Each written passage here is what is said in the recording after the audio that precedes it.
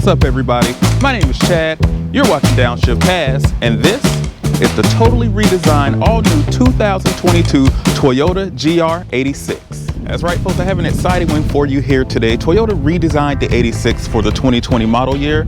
So, of course, I'm going to go over the exterior, the interior, take it for a drive, do an audio test. And if that sounds like something that you are interested in, I definitely suggest you hit that subscribe button. But let's go ahead and talk about exterior styling.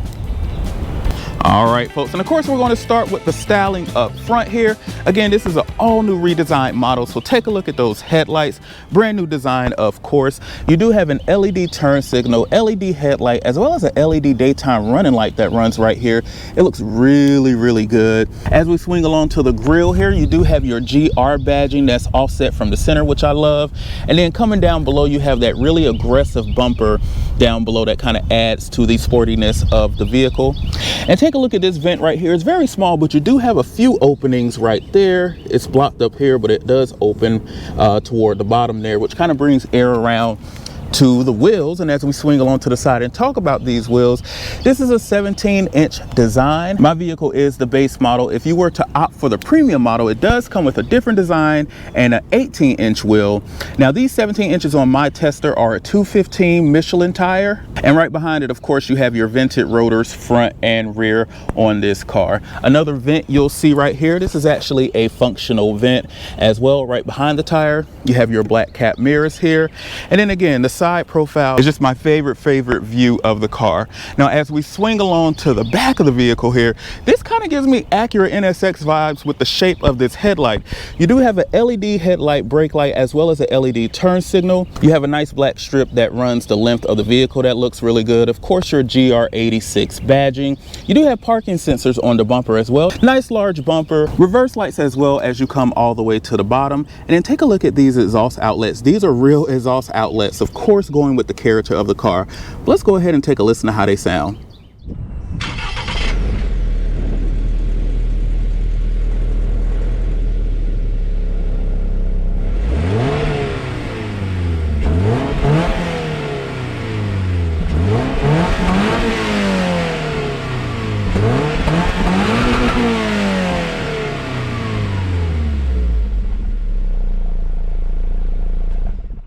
All right, folks, and what you just heard is this right here.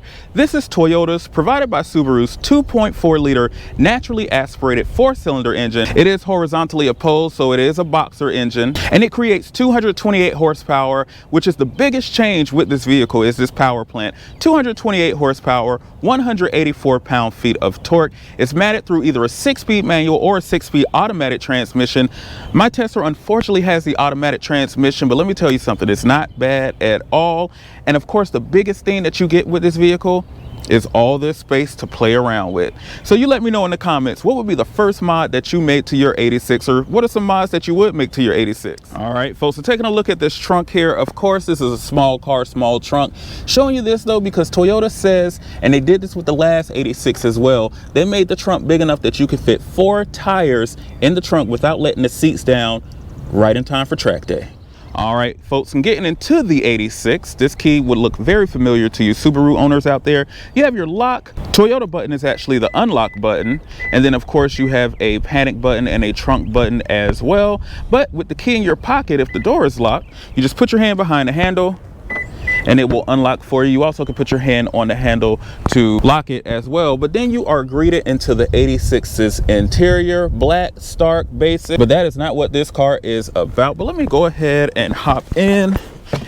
And to be honest, it's a surprising amount of room in this vehicle once you hop inside. But let's see the startup animation.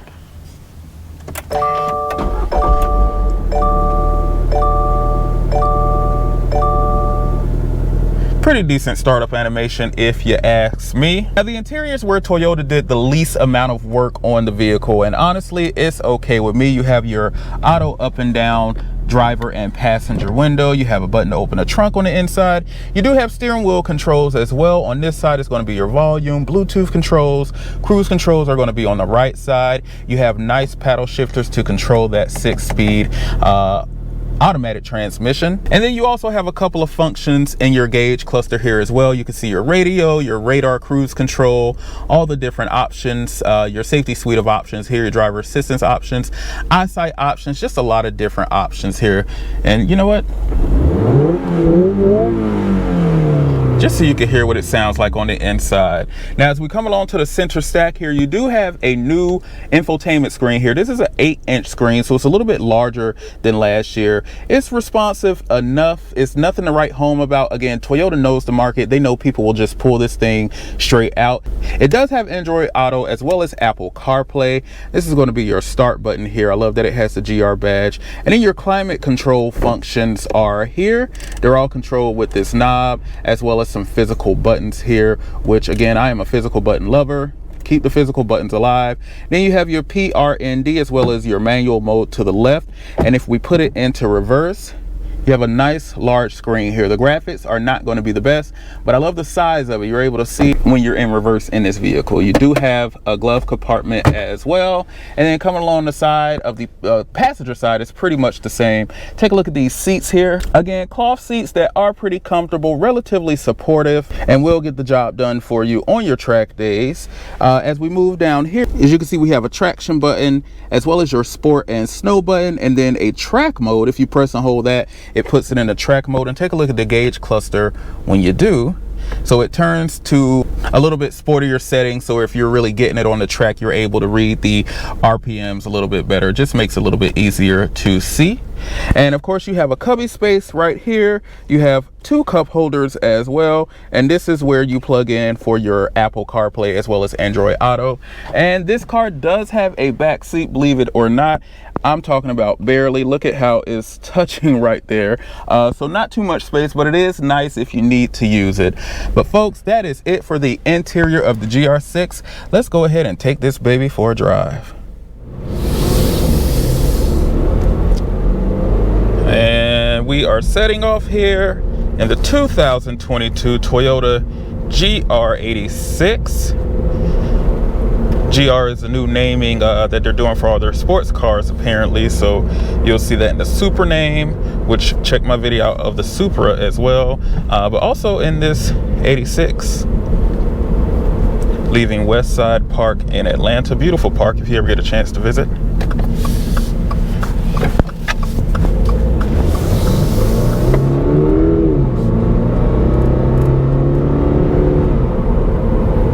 All right, folks, and of course this is downshift pass, so we will put this vehicle into its sport mode, and I'm going to give us a little launch here. This car does not have launch control.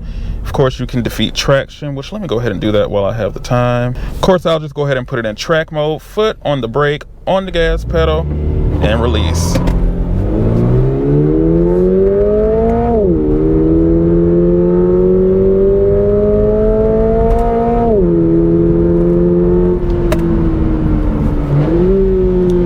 Downshift. Love it. So as you can see, the car will auto upshift just depending on the mode that you have it in. If you put it into the manual mode of the transmission, or if you put it in park and then do the whole situation where you turn off all the nannies, then you have to shift with the paddle. So it won't always auto upshift for you. But I do notice that it will short shift, usually in first gear. In that second gear, I mean, this thing rings itself out, and I absolutely love the way that it sounds and what it does. All right, folks, and my initial impressions of this car, as soon as I get in, what was my first thought was really just how spacious it is. I mean, you know, of course you're not sitting in an Expedition or something like that, but this car on the outside is tiny. I'm 5'8", and when I stand next to it, man, you can call me Michael Jordan. But when you get inside of it, it's actually relatively comfortable. Not as small as you would think it is. It's a really nice affair in here.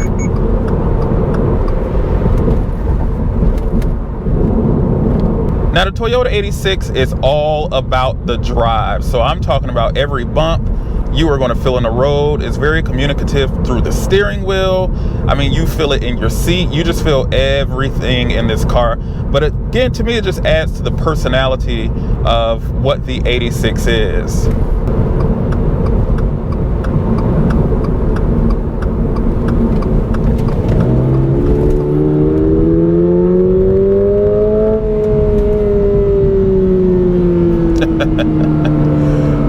this is literally just an amazing car to drive. It really just reminds you of a lot of the old school cars where you could just toss them, turn them, do whatever you needed to do, and it didn't take bunches and bunches of power to do so. And speaking of power, again, this car, the power plant is the real big difference versus the last one. The last one had a huge dead spot. And if you just saw that acceleration run, I just did, they did away with that dead spot. It was right between like 4 and 5. You would be flooring the car and then literally it would just fall flat on its face out of nowhere and then kind of pit back up. But this one, again, it's naturally aspirated. It runs straight to red line, screaming every step of the way, but good screams, like a roller coaster good scream. It just screams every step of the way in such a beautiful manner. It's amazing.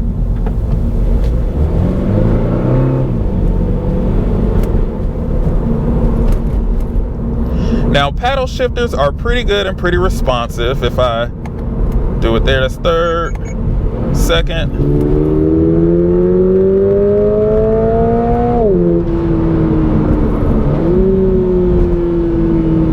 And it's doing that rev matching on its own there, which is pretty neat. It does that in when you put it in sport mode. And it is a 6-speed, so we can go all the way up to gear 6.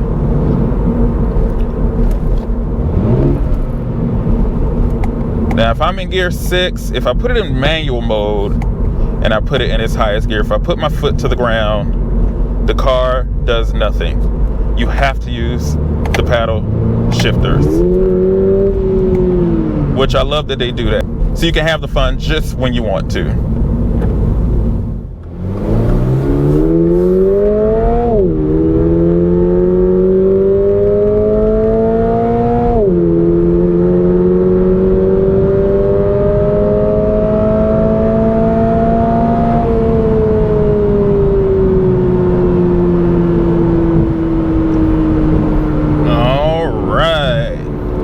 Power, I'm telling you, it's really impressive. I feel like this is like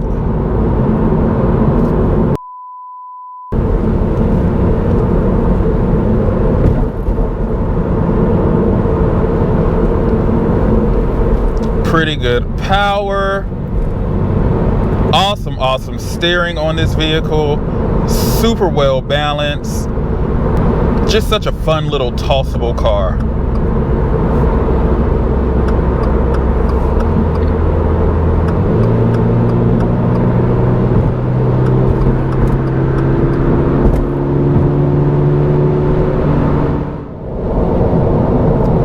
Folks, and of course it would not be a downshift pass review without doing an audio test, so we're going to do a quick audio test of this 6-speaker sound system in the 2022 Toyota 86. But without further ado, let's go ahead and get started.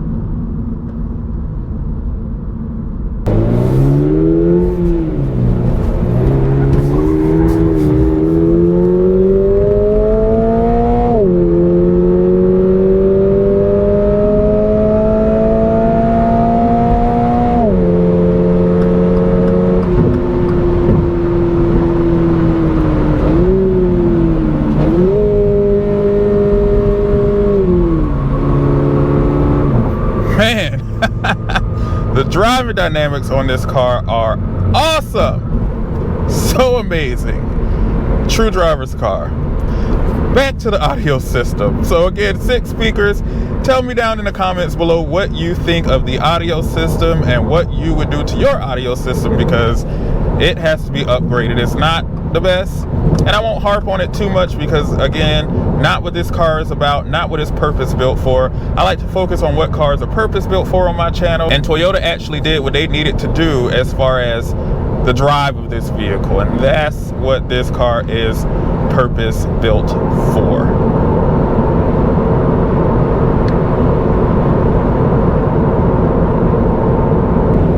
Now, in my Toyota Super video, I thanked Toyota for creating such a vehicle. And you know what? Here is another thank you to Toyota. Again, it was another partnership with Subaru this time instead of BMW, but a beautiful, amazing, appreciated partnership that they did with this car. Lightweight, rear-wheel drive, manual transmission, great power, good fuel economy, and above all else, folks, affordable. You can get this car for about $30,000. Everything is inflated right now. If you're watching this video in 2022 when I recorded it, you know exactly what I'm talking about. Everything is ultra inflated right now, but it's still a very affordable vehicle for the capabilities of this car. True sports car. And it also goes to show you that you do not need a lot of power to have maximum fun. This car has a lot of personality, it has spirit, it has feel, it has rawness. It really is truly a driver's vehicle. I have driven cars with twice the amount of power, capabilities, all that, and the cars just didn't give me that same feel that this car does. So for that, again, Toyota, thank you. Alright folks, and that is all I have for my Toyota 86 review. If you made it this far in the video, definitely leave a comment down below letting me know that you did. If you learned something new today, go ahead and like, subscribe, and comment on this video. That way I can continue to get more super ultra cool content like this amazing vehicle here. Whoop.